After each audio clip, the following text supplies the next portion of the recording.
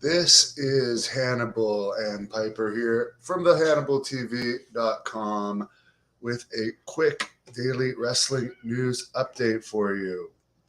John Laurinaitis, who was involved in that big scandal with Vince McMahon, of course, he's a longtime head of WWE talent relations / agent with WWE, was fired quietly last week by the WWE, according to PW Insider. Of course, he is married to the Bella's mother, so that's got to be a very uncomfortable family situation for all of them these days.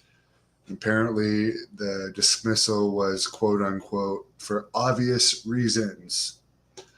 He had a long career, though, both as a wrestler, was successful in Japan, was booker and match finish guy in WCW All Japan, and worked for WWE for years. He was actually the one that hired me for WWE, so I can't really say anything bad about him. Although he did yell at me once for being too stiff in a match before a Raw taping in Toronto, but he'll be fine, I'm sure. He's made good money in his career, and of course, he's Road Warrior Animal's brother, and I'm sure he'll do just fine. Smackdown, it did a 0.49 rating on Friday. Ric Flair appeared in a match with Andrade versus Carlito Colon over the weekend in Puerto Rico, where Flair and Carlos Colon had a physical altercation that really revealed both of their ages. I know Carlos has some health issues from what I've heard, but it looked like they had a good crowd, so I guess Flair's still a draw. I mean, his last match had almost a $500,000 gate. So say what you want about his abilities these days.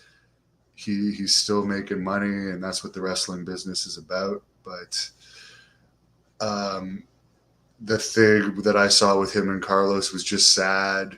And then they broke kayfabe after they took pictures in the dressing room with Andrade, Carlito, Eddie Colon, and Flair all being friendly. So nobody kayfabes anymore, so I'm not holding that against them. But the whole thing was just sad to me, both because of how old those guys are and also that they don't care about kayfabe anymore. And Puerto Rico used to be really big for that.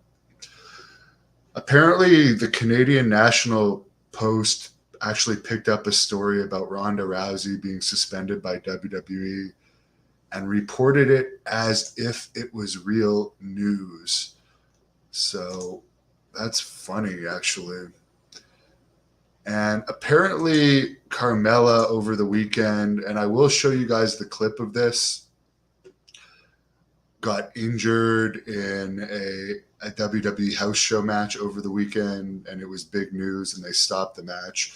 I'll show you guys the clip. I mean, you guys tell me. I mean, I wasn't the one that supposedly got injured here, but watch this. I don't see the big injury reason to stop the match here, but let's take a look.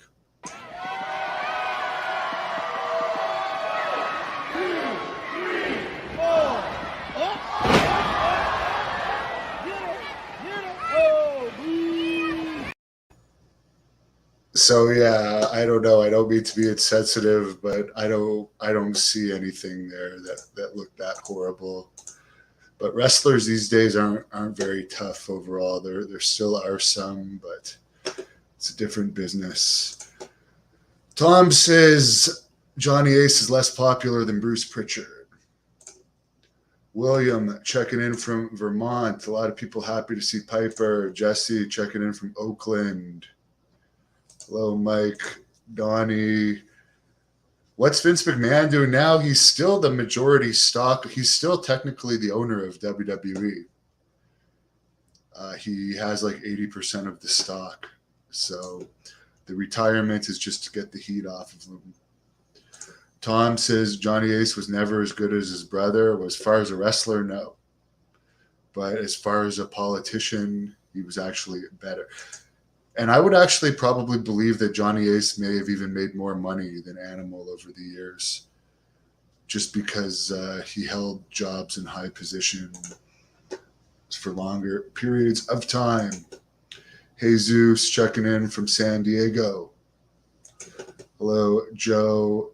Thank you for your blessings. And yeah, speaking of the content, I did interview Ken Patera, Tony Gurria, Jimmy Garvin, and Ted DiBiase over the weekend. So had very good reactions to those interviews. And for anyone wondering why I did the Tony Gurria one in a car, it was because I was driving to a boxing event to watch my friend box, and that was the only time Tony could do the interview, and it ended up being my friend's retirement from boxing. So it was still a good interview. Someone checking in from Virginia. Nice to see you. Tom says get the defibrillators out if those two have a match. That's funny. Mike agrees that Vince is still calling the shots from behind the scenes. Jesse, the Bushwhackers are still alive. Luke is still actually wrestling, and Butch is in New Zealand.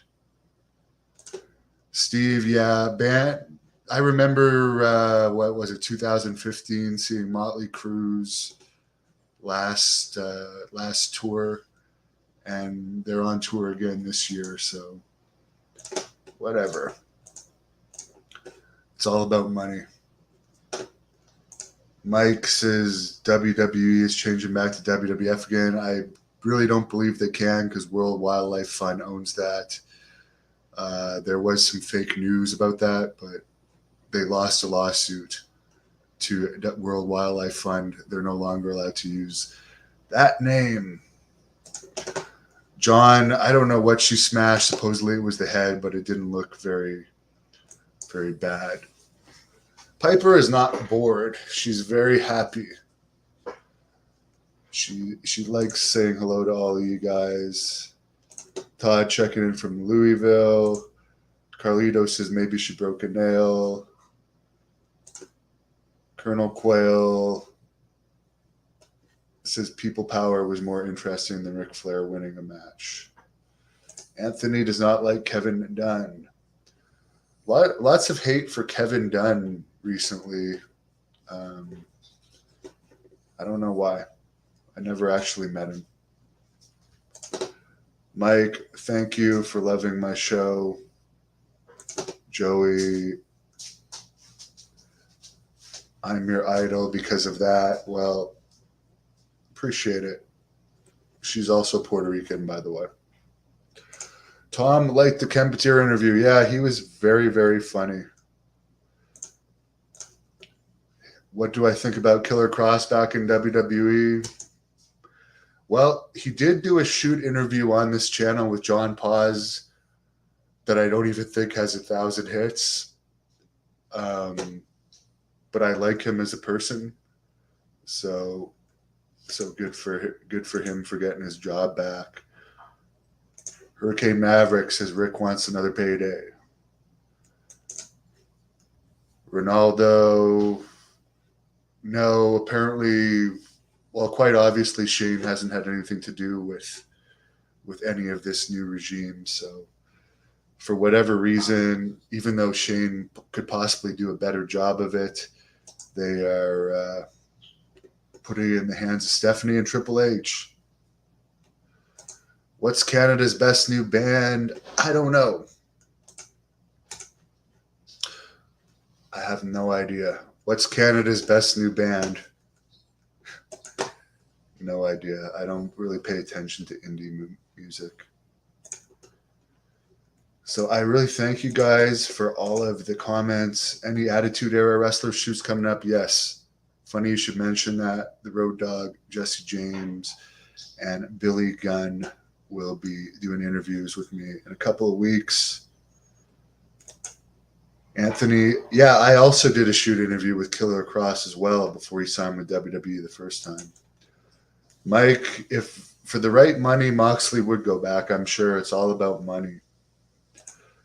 El Spicy, I think Shane's only under a talent contract now, and he works with someone else. Yes, I will be interviewing both of the New Age Outlaws, but separately. Daniel, I'm not a Senators fan. I used to do security at that arena, and I dealt with too much shit over the years for a team that never won the cup, so I kind of held that against them.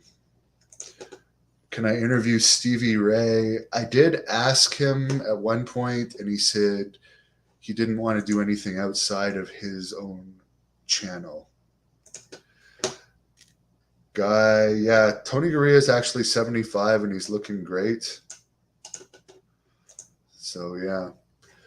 Rick, Marty Jannetty had COVID, so he had to pull out of his interview. So that's why that one didn't happen. But thanks a lot for your comments. Piper and I are going to go for now. Thanks for all your support. Please like this video. And if you're not subscribed, we're already at 331,000 subscribers. Help me get to 400,000. We can do this by the end of the year. Just click the subscribe button. And while you're at it, we are on Facebook. This stream's ad-free on Facebook right now at the Hannibal TV. So jump over there and follow us on Facebook if you want to help support this channel and help me get even more interviews. Thank you for watching the Hannibal TV. Please help me out and like this video. Then click the subscribe and get notifications buttons so you don't miss any of my latest shoot interviews, match videos, or news updates. Follow us on Facebook at the Hannibal TV for more live streams and videos. And while you're at it, follow us on Instagram and Twitter at the Hannibal TV.